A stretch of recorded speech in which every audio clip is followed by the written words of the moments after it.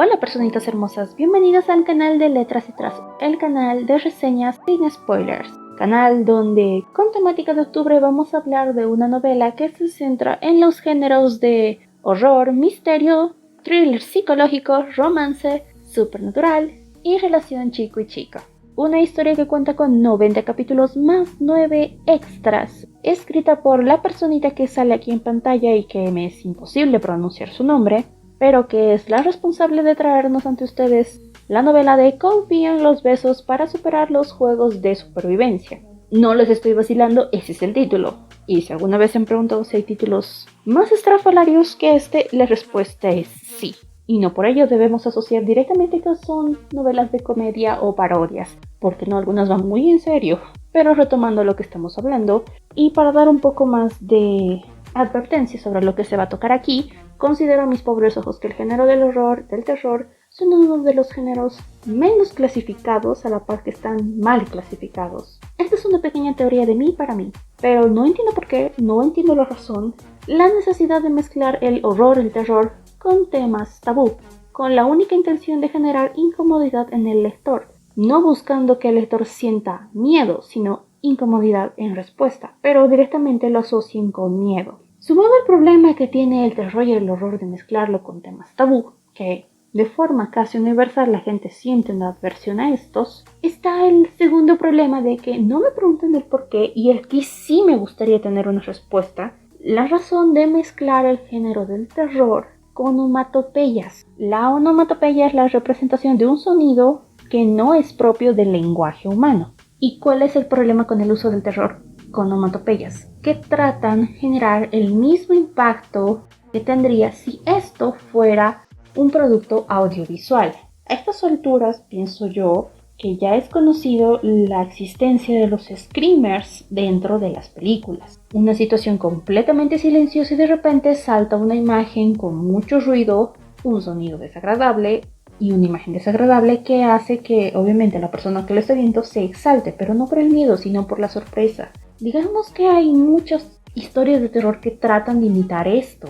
No entiendo la razón, pero está ahí. Y lamentablemente la novela de que vamos a hablar tiene este problema, las onomatopeyas. Pero para una buena vez meternos directamente al ajo y colocando una advertencia aquí en pantalla de los posibles temas sensibles que se llegue a tocar, ya que al fin y al cabo hablamos de una obra en el género del horror, demos el contexto.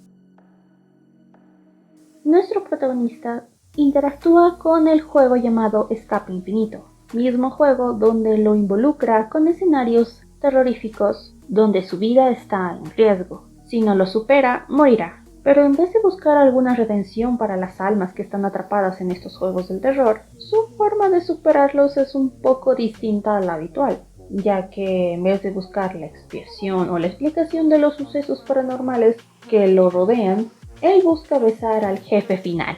Lo que acabo de decir y dicho en voz alta y oído por mí misma no tiene sentido, pero eso básicamente es el contexto. El protagonista se involucra con una aplicación que lo transporta a un mundo separado, con una historia separada que normalmente va orientada al terror. Una mansión embrujada, un asesino suelto, un hospital abandonado, pequeños escenarios que tienen sus propias historias, sus propias tragedias y que son las encargadas de colocar el tinte en el género del horror. Básicamente, la historia trata sobre la travesía del protagonista en estos diversos escenarios, pero no es el único punto del cual podemos hablar de la trama, porque a pesar de todo y de su premisa que es un poco burlesca y del propio sinopsis que no ayuda a la situación, nos presentan dos historias, dos hilos de trama principales. Uno, la que les acabo de explicar, y la segunda, la existencia de un coprotagonista de nombre Bai Ji, el cual no se sabe por qué, no se sabe el cómo, pero se nos presenta que tiene una profunda obsesión por el protagonista, que este coprotagonista es alguien que ha existido dentro de este mundo de los juegos del terror por muchos años, y que todos esos años han hecho que su mente, su alma, por así decirlo, se dividiera en pequeños fragmentos y que todos estos generaran la obsesión sobre el protagonista. Pero antes de que ustedes salgan corriendo, esta historia no está orientada a la obsesión de un amor oscuro y bla bla bla bla bla bla. No. El segundo hilo de la trama se trata en explicarnos un poco más el trasfondo de estos juegos del terror. de los escenarios en los que participa el personaje principal, aparte de tratar de hablarnos de la historia del coprotagonista, que funciona de forma paralela al protagonista. Es como si tuviéramos un segundo punto de vista dentro de la misma historia, pero distribuido en pequeños fragmentos, pequeños pedazos que el propio autor ha decidido separar como diario de, donde la narración misma cambia a primera persona. ¿Y en qué colabora todo esto al momento de leerlo? Nos genera otra visión del mismo suceso.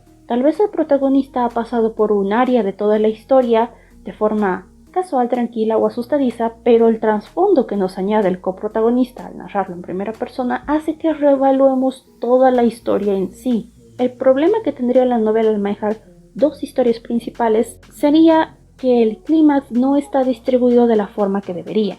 Uno pensaría que estas dos ideas principales en algún punto se fusionarían y darían origen al clímax de toda la historia, pero ciertamente no ocurre. Ambos hilos de historia, ambos hilos de trama desean ser independientes hasta el final, teniendo clímax en distintos tiempos y al momento de llegar a su fin quedar en, bueno, ¿y ahora qué hacemos? ¿Esperamos a la otra historia hasta que acabe? Pues sí, ¿qué más vamos a hacer?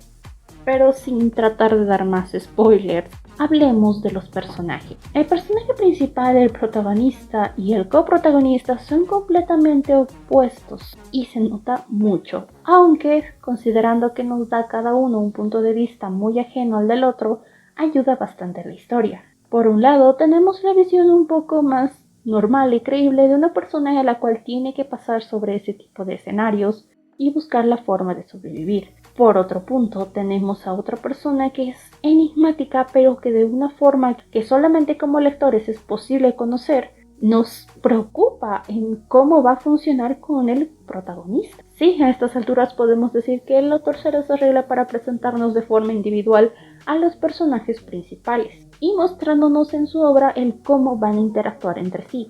Y algo muy interesante que hace el autor es hacer hincapié en cómo puede llegar a afectar en la psique de las personas este tipo de escenarios no comunes, misteriosos y que honestamente están hechos para influir el miedo. Y no solamente deteniéndose en cómo influye esto en sus protagonistas, sino en personajes secundarios o de fondo. Pequeños escenarios, pequeños diálogos, pero siempre trata de darles una voz de cómo esto les va afectando o cómo evitan para que les afecte. Y poniendo sobre la mesa algo que es muy utilizado por las novelas, pero que es interesante de verlo cuando el autor lo maneja. ¿Realmente lo más aterrador en este mundo son las historias de miedo? ¿El monstruo bajo la cama? ¿Los susurros de la noche? ¿O realmente a quien debemos de temerle es a la persona que tenemos al lado? Pero me estoy yendo por las ramas, así que podemos hablar del world building, el mundo. Las historias que ha escogido el autor para generarnos este miedo, este terror, si bien son escenarios que son de manual, la mansión embrujada, el hospital abandonado, las historias que decide ponerlos de fondo y adecuarlas a nuestros personajes están muy bien hechas, tienen un sentido y un trasfondo. Al momento de terminar la obra, uno puede darle una segunda ojeada y ver que los mundos tienen otro significado. En este punto es realmente en el que te das cuenta que esta historia fue hecha para una releída, una segunda ojeada, un segundo pensamiento y no solamente algo que tiene un fin que puede finalizar y ya exige una reflexión, aunque sea para poder apreciar algo tan pequeño como el mundo. Tiene elementos muy típicos de los juegos de terror como objetos malditos, una tienda, un tipo de moneda, objetos que se pueden comprar con esto, habilidades, rayando en un tipo de juego de aventura. Y creo que es aquí donde el autor hace una de sus mayores apuestas y le sale bien, porque trata de unir las dos tramas principales que maneja a través de su mundo. Y llega a un punto en el cual solamente lo deja a decisión del lector si lo que nos está contando es real o es una parodia de sí mismo. Y todo lo hace con elementos del propio mundo. Es una interacción con la trama, los personajes y el mundo tan fluida que te deja con la pregunta a ti como lector: ¿realmente esto pasó? ¿Realmente esto ocurrió? ¿Estoy leyendo bien esto? Y esa es su apuesta final como historia. ¿Qué les puedo decir? Es realmente complicado hablar sobre una historia que se maneja a base de otras pequeñas historias que influye mucho en la trama, más aún cuando el género es algo tan subjetivo como el horror.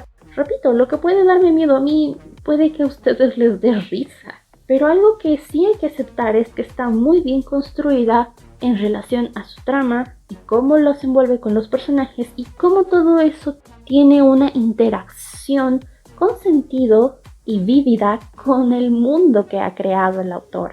Es una historia con una sinopsis y una premisa que realmente piensas que es una comedia o una parodia de algún tipo de película de terror de los 80, pero va mucho más allá de lo que podría mostrar la sinopsis o la idea principal de todo esto. Hace una apuesta muy simple y conocida sobre el verdadero terror del mundo, pero sabe utilizarla hasta el último momento y sabe generar impacto, no deteniéndose en el posible morbo de la situación, sino en un significado adicional a este. Confía en los besos para completar los juegos de supervivencia es una novela trampa. Tiene un título engañoso, tiene una sinopsis engañosa, y aunque de cierta forma cumple con lo que promete, nos ofrece mucho más allá de una historia, pero como cualquier otra, exige al lector un segundo pensamiento, una segunda releída, un momento de reflexión.